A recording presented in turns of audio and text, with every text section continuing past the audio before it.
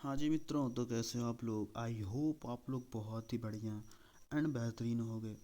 तो इस वीडियो के माध्यम से हम ये जो सेमेस्टर है, सेमेस्टर 5 के इम्पोर्टेंट क्वेश्चन को कवर करेंगे, बहुत ही अच्छे से समझाएंगे एंड बहुत ही अच्छे से मैंने आपको, जहाँ तक मेरा मानना है कि मैं आपको बहुत ही अच्छे से समझाने का प्रयास करूँगा। ठीक है।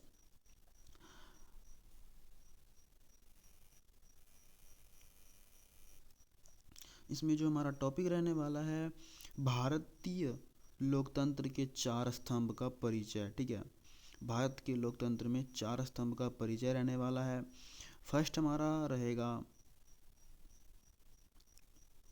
फर्स्ट हमारा रहेगा भव्य संचार। ठीक है। भव्य संचार यह क्या है और इसे कैसे बनाया गया, इसके बारे में पढ़ेंगे। ठीक है। सेकेंड है मार्गदर्शन। मार्गदर्शन एंड थर्ड रहेगा शासन का तंत्र। चौथा रहेगा जीवन दर्शन। ठीक है। तो इसमें रहेगा क्या कि भारतीय लोकतंत्र के चार स्तंभ, एक परिचय। ठीक है। तो पहले जो यहाँ पे लिखा हुआ है पॉइंट को, उसको पढ़ते हैं क्या लिखा हुआ है। भारतीय संविधान केवल एक कानून दस्तावेज नहीं, बल्कि यह दुनिया का सबसे बड़े लोकतंत्र का एक जीवित ढांचा है। इसकी विशालता और जटिलता को समझने के लिए हम इसकी प्रमुख विशेषताओं को चार वैचारिक स्तंभों के आधार पर समझेंगे। यह दृष्टिकोण हमें एक एक विशेषता को रटने के बजाय उनके बीच की गहराई को गहरे संबंधों में जाने में मदद करेगा। मैंने आपको पहले बता दिया कि पॉइंट क्या क्या हम इस वीडियो के माध्यम से पॉइंट कवर करेंगे। एंड मैंने जो पढ़ा तो आपको समझ में आ गया होगा कि किस तरह से हमने इस वीडियो को बनाने का पर्पस रखा हुआ है। हमारे भारत का संविधान लिखित दस्तावेज नहीं, बल्कि लोकतंत्र का जीवित ढांचा है। एंड इसको समझने के लिए हम चार स्तंभों का प्रयोग करेंगे। ये हमारा फर्स्ट रहेगा, सेकेंड, थर्ड एंड फोर्थ। ठीक है। तो फटाफट कंप्लीट करते हैं। एंड तो हमारा फर्स्ट स्तंभ है कि भव्य संचार क्या है। तो विश्व का सबसे लंबा लिखित संविधान का एक महाकाव्य का निर्माण। एंड हमारे भारत का संविधान मानो तो एक बहुत ही बड़ा महाकाव्य की तरह है, जिसमें कि हमारे भारत का कानून व्यवस्था एंड सभी के अधिकारों के बारे में बताया गया है। एंड इसे बनाने में 2 वर्ष 11 महीने 18 दिन का समय लगा। तो विश्व का सबसे लंबा लिखित संविधान, एक महाकाव्य का निर्माण। भारत का संविधान दुनिया के किसी भी संप्रभु देशों का सबसे बड़ा लिखित संविधान है। हमारे वर्ल्ड में भारत का संविधान सबसे बड़ा है। ठीक है। मूल रूप से इसमें 395 अनुच्छेद एंड 8 अनुसूची थी। आज यह लगभग 420 अनुच्छेद एंड 12 अनुसूची का विस्तार हो चुका है। एंड समय के साथ साथ ये बढ़ती जा रही है। इसका निर्माण संविधान सभा द्वारा किया गया था, जिसे इस विशाल कार्य का पूरा करने में 2 वर्ष 11 महीने 18 दिन लगे थे। इस दौरान कुल 11 सत्र में 165 दिनों तक बैठक हुई। कहाँ पे क्या किस तरह से चलेगा, क्या कहाँ पे लिखना है, कौन सा अनुच्छेद, कौन सा स्वतंत्रता, सभी के बारे में डिटेल से व्याख्या एंड सब के बारे में अच्छे से अध्ययन, अच्छे से एकदम पूरा गिन चुन कर करके हमें संविधान में ये टैक्स किया गया है। ठीक है। तो पहली बैठक थी 9 दिसंबर 1946 को। एंड स्वतंत्रता हुआ था 15 अगस्त 1947। एंड 29 अगस्त 1947 को प्रपूर्ण समिति का गठन। एंड 26 नवंबर 1949 को संविधान अपनाया गया। एंड 26 जनवरी 1950 संविधान लागू किया गया। एंड ये हमारा पूरा कार्यकाल है, क्या कहाँ पे किस तरह बनाया गया, कहाँ पे अपनाया गया एंड कहाँ पे संविधान लागू की गई। एंड यहाँ पे की पॉइंट है, इम्पोर्टेंट पॉइंट, उसको भी देख लेते हैं। संविधान के आकार के मुख्य कारण। भारत में भौगोलिक विशालता एंड विविधता। 1935 के भारत सरकार अधिनियम का ऐतिहासिक प्रभाव। केंद्र और राज्यों के लिए एकल संविधान। संविधान सभा में कानून विशेषज्ञों का प्रभुत्व। ठीक है। एंड ये हमारा आता है स्तंभ फर्स्ट का है कि पिलर डेटिंग कैसे हुई, कहाँ हुई और किस तरह से हुई। विभिन्न स्रोतों का अनोखा संश्लेषण, आलोचना और यथार्थ। आलोचक अक्सर भारतीय संविधान को उधार का थैला कहते हैं, हालांकि यह विश्लेषण अनुचित है। संविधान निर्माताओं ने अन्य संविधान से केवल प्रेरणा ली और उन प्रावधानों को भारतीय परिस्थितियों के अनुसार संशोधन किया। एंड इसको मैं एक्सप्लेन करूं तो विभिन्न स्रोतों का अनोखा संश्लेषण। ठीक है। मतलब इस संशोधन के माध्यम से कहने का मतलब है कि हमारे भारतीय संविधान में वो कहा क्या, कुछ ऐसे आलोचकों का क्या कहना है कि हमारे भारत संविधान एक उधार का थैला है। मतलब सभी जगह सभी देशों से हमने थोड़े थोड़े लेकर करके हमने लिखा हुआ है।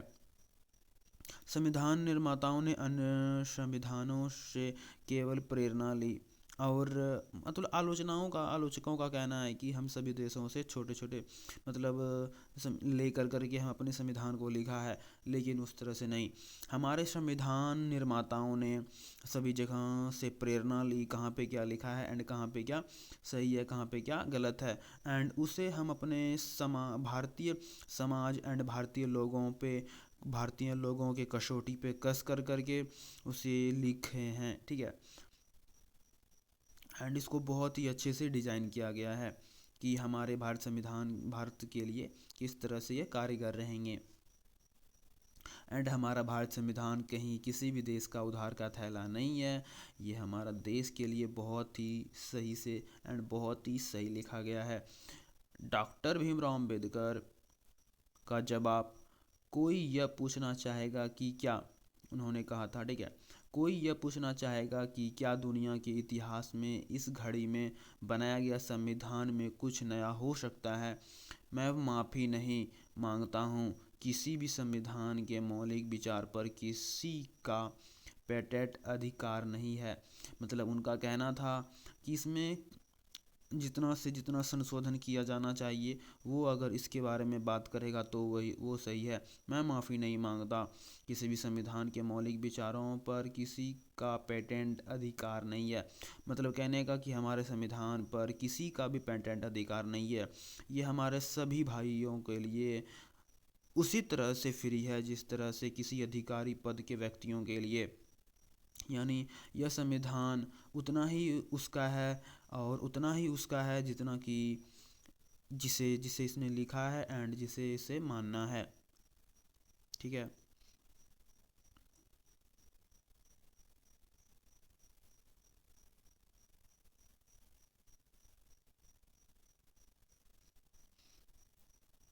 हमारा पिलर रेटिंग स्तंभ 2 स्टार्ट हो जाता है। हमने पिलर रेटिंग 1 स्तंभ कंप्लीट कर दिया है।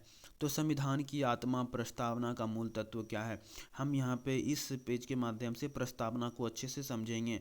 भारत का प्रस्तावना क्या है, कहाँ से लिया गया, कैसे बना एंड उसमें क्या क्या है। ठीक है। भारत संविधान की आत्मा, प्रस्तावना के मूल तत्व। प्रस्तावना संविधान के लक्ष्य, आकांक्षाओं एंड उद्देश्यों को प्रकट करती है।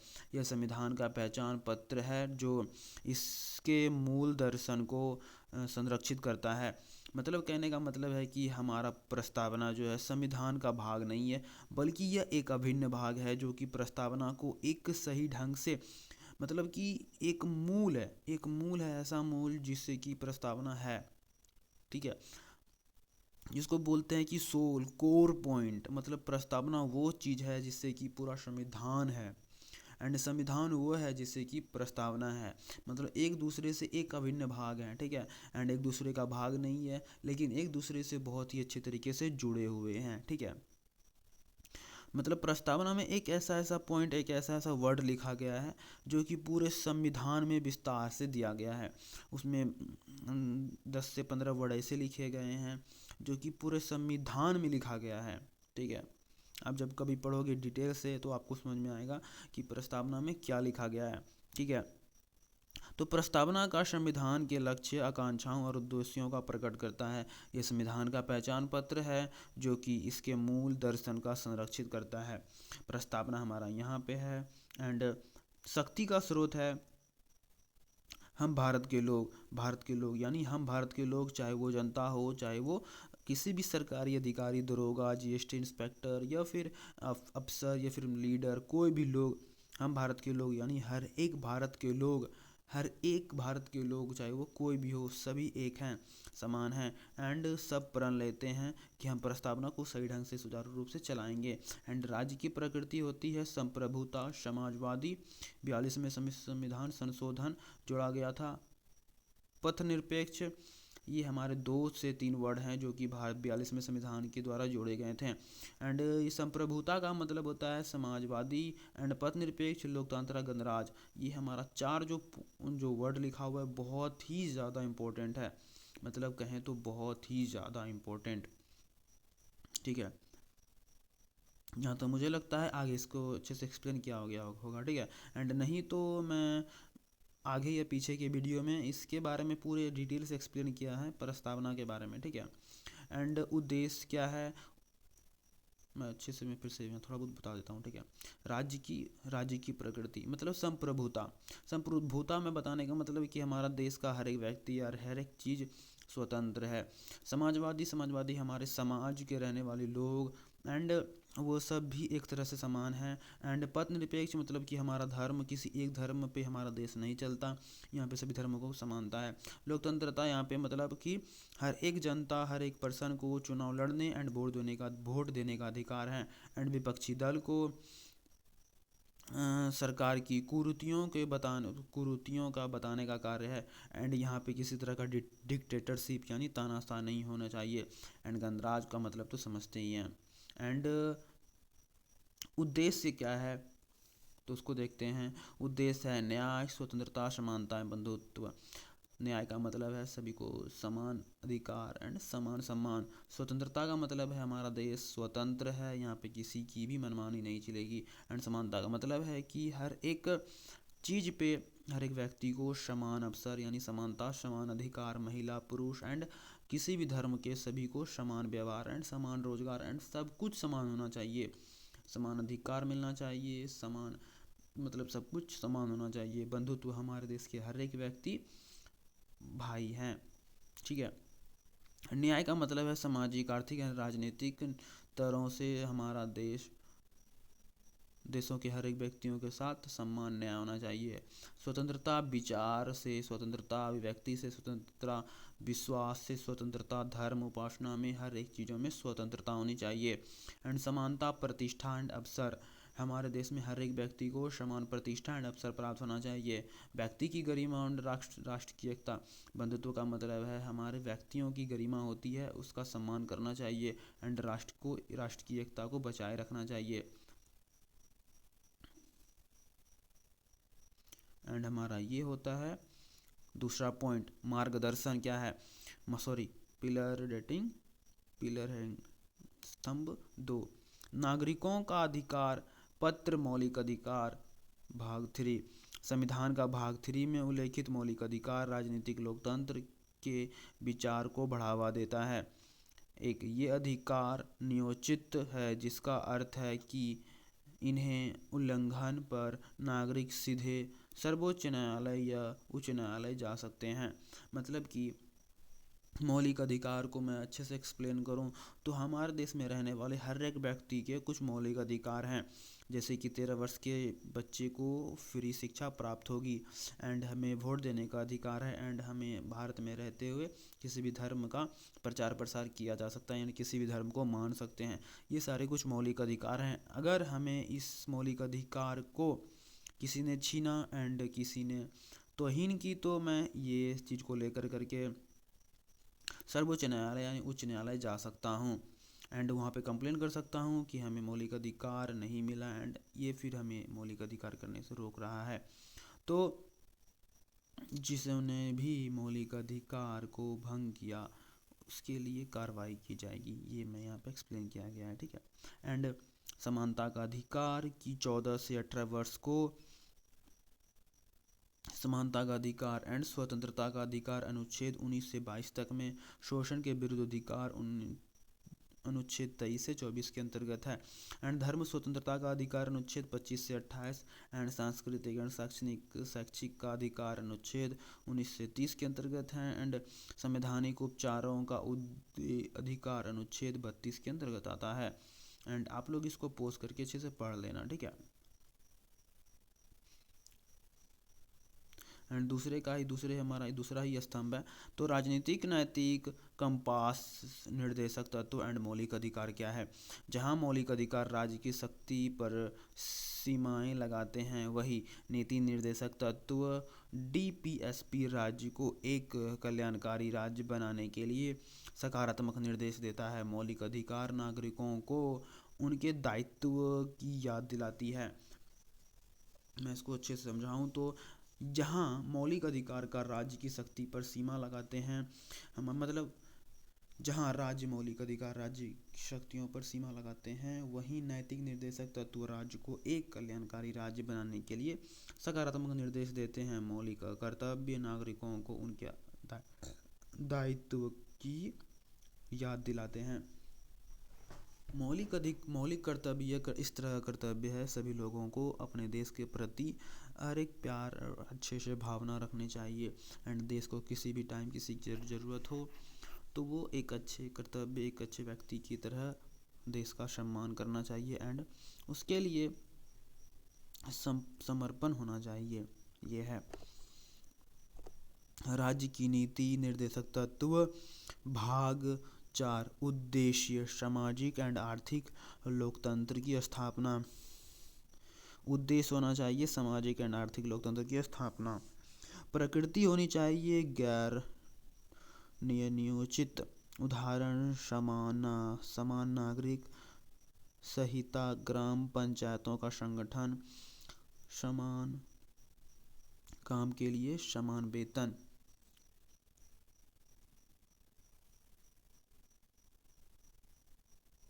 एंड मौलिक कर्तव्य भाग 4A उद्देश्य है नागरिकों में जिम्मेदारी अनुशासन की भावना पैदा करना। प्रकृति है गैर नियोजित, उदाहरण है संविधान का सम्मान, सार्वजनिक संपत्ति की रक्षा, वैज्ञानिक दृष्टिकोण का विकास।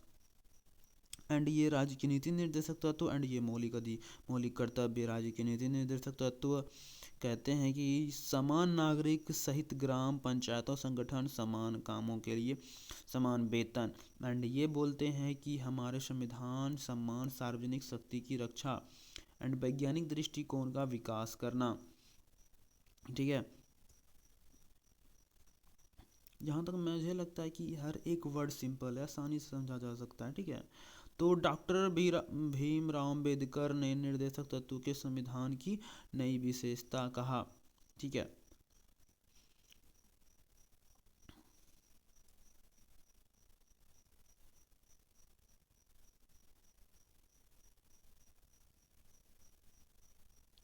एंड ये हमारा हेडिंग 3 हुआ शासन तंत्र, ठीक है। तो इसको भी अच्छे से देखते हैं। क्या सरकार का स्वरूप, संसदीय प्रणाली और अर्धसंघीय ढांचा। संसदीय शासन प्रणाली एंड एकात्मक की ओर झुकी संघीय व्यवस्था। आधार ब्रिटिश मंडल का आधार। प्रमुख विशेषताएं नाम मात्र प्रमुख राष्ट्रपति, मतलब है कि सरकार का स्वरूप, संसदीय प्रणाली और अर्धसंघीय ढांचा दो भागों में बांटा गया है। संसदीय शासन प्रणाली, एकात्मकता की ओर झुकी संघीय व्यवस्था। आधार इसका क्या है, ब्रिटिश मंडल पर आधारित ठीक है। प्रमुख विशेषताएं क्या है? नाम मात्र का प्रमुख राष्ट्रपति। राष्ट्रपति क्या है? एक तरह का नाम मात्र का राष्ट्रपति है, ठीक है। क्योंकि भाई जो भी करना होता है लोकसभा एंड राज्यसभा के अंतर्गत ही आता है, उसी को करना है। एंड राष्ट्रपति सिर्फ सिग्नेचर करते हैं, ठीक है। वास्तविक प्रमुख क्या है? मुख्यमंत्री कार्यपालिका विधायिका के प्रति सामूहिक रूप से उत्तरदायी हैं। मतलब राष्ट्रपति क्या हैं? इन सभी के लिए उत्तरदायी हैं। बहुदल का शासन, बहुदल ये मतलब राष्ट्रपति, प्रधानमंत्री, मंत्रिपरिषद एंड उत्तरदायी लोकसभा, ठीक है। लोकसभा के ऊपर क्या है? मंत्रिपरिषद, मंत्रिपरिषद के ऊपर है प्रधानमंत्री एंड प्रधानमंत्री के ऊपर है राष्ट्रपति, ठीक है। बहुदलीय का शासन इस तरह से है। एंड हमारा ये होता है एकात्मक की ओर झुकी संघीय व्यवस्था। विवरण है संविधान राज्य की संघ की स्थापना करता है, ना कि राज्यों के समझौता की। विवरण है संविधान राज्यों की समझौते संविधान राज्यों के संघ की स्थापना करता है, न कि राज्यों के समझौता की। संघ लक्षण है दो सरकार शक्तियों का विभाजन, संघ सूची, राज्य सूची, संपत्ति सूची, लिखित संविधान है।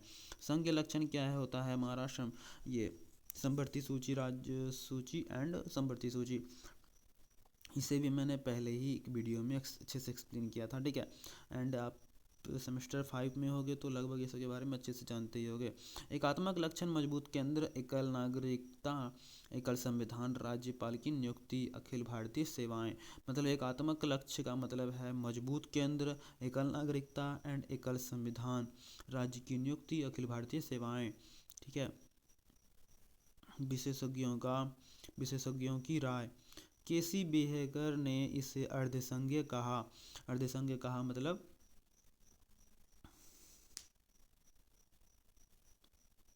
ठीक है। एंड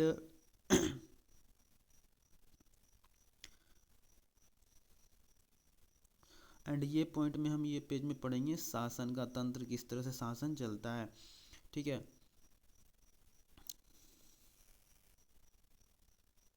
लोकतंत्र की प्रहरी स्वतंत्रता, निष्पक्ष निकाय, ठीक है।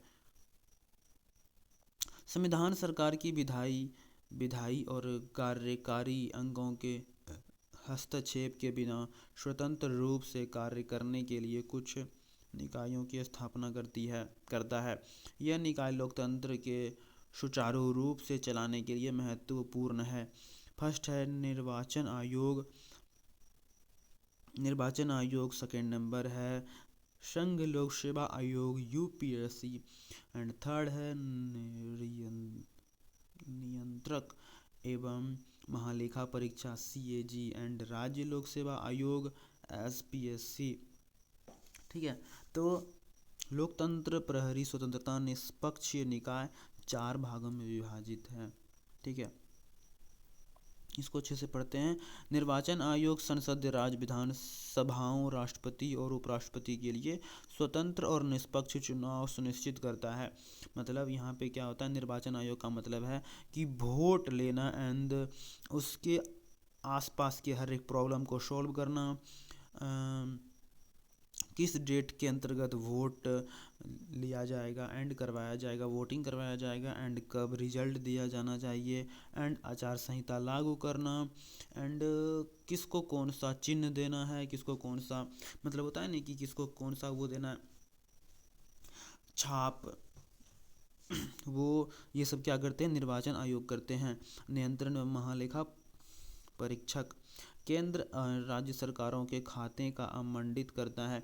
ये करता है जितने भी हमारे नेता लीडर हैं सभी के खाते का जांच, ठीक है।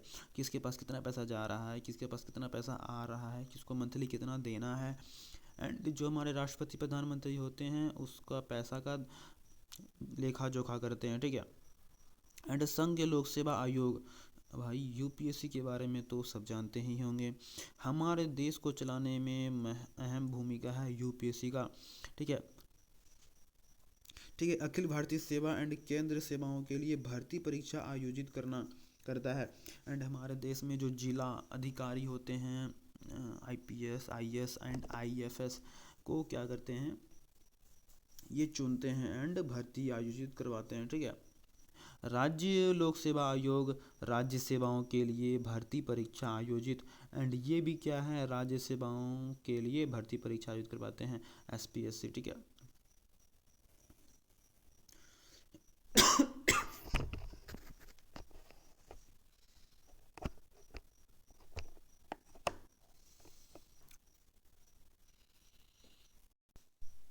एंड ये हमारा चौथा रहेगा स्तंभ। ठीक है। तो जीवित दस्तावेज कैसे हैं, हमारा भारतीय संविधान। ठीक है। तो अच्छे से इसको पढ़ते हैं, क्या है, कैसे, किस तरह से। स्लाइड शीर्षक समय के साथ अनुकूलित कठोरता एंड लचीलेपन का मिश्रण।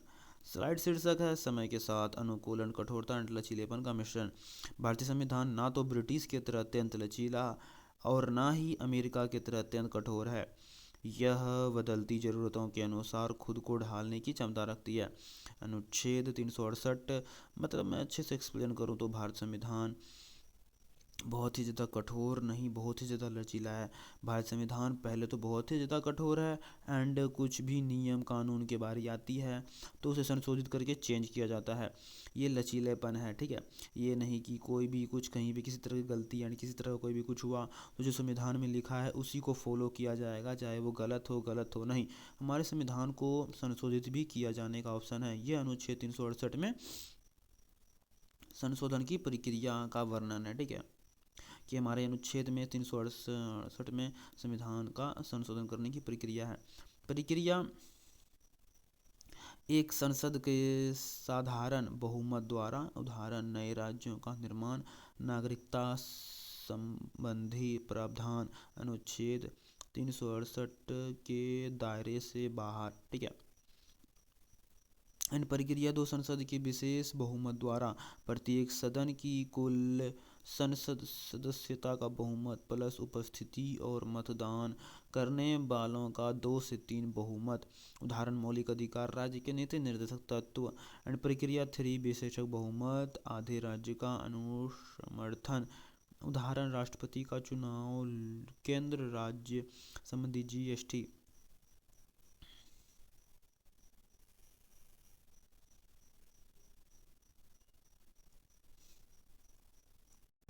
एंड स्टार्ट करते हैं। यह सिद्धांत भारतीय न्यायपालिका द्वारा केशवानंद भारतीय मामले 1977 में प्रतिपादित किया गया था।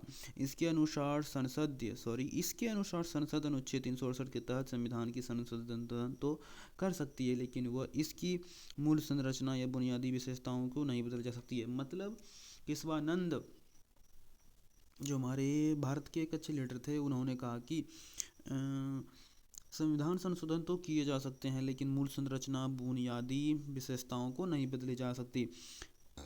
जो हमारे संविधान के मेन पॉइंट है उसको तो नहीं बदला जा सकता। यह संसदीय संप्रभु और न्यायिक सर्वोच्चता के बीच एक सुंदर संतुलन स्थापित करती है। ठीक है। संविधान की सर्वोच्चता मूल संरचना के अंतर्गत 6 पॉइंट आते हैं। फर्स्ट है, मैं बता देता हूँ अच्छे से। ठीक है। एंड मूल संरचना क्या है, मूल संरचना जो है ना, बताया था मैंने कि मूल संरचना को नहीं बदली जा सकती है। मूल संरचना को 6 भागों में डिवाइड किया गया है। संविधान की सर्वोच्चता, स्वतंत्रता और निष्पक्ष चुनाव, शक्तियों का पृथक्करण, विधायक विधि का शासन, न्यायिक समीक्षा एंड पथनिरपेक्ष। इस चीज़ को नहीं बदली जा सकती है। ठीक है। निष्पक्ष एक राष्ट्र की जीवित विरासत। भारतीय संविधान अपने भव्य संरचना, गहरे दार्शनिक आधार, संदृष्ट शासन तंत्र और अनुकूलशीलता की क्षमता के कारण समय की कसौटी पर खरा उतरा। मतलब हमारे संविधान में जितने भी चीज़ लिखे हुए हैं, हर एक चीज़ मस्त है। ठीक है। एंड वो समय की कसौटी पर खरा उतरा है, एंड किसी तरह का अभी तक तो समस्याएं नहीं आई है। यह केवल नियमों का संग्रह नहीं बल्कि एक सामाजिक दस्तावेज है जो न्याय, स्वतंत्रता, समानता एंड बंधुत्व के माध्यम से एक बेहतर भारत के निर्माण का निरंतर मार्गदर्शन करता है। ठीक है। एंड समय के अकॉर्डिंग जो हमारा भारत संविधान है वो क्या करता है, बदलता है, चेंज होता है एंड मार्गदर्शन करता है।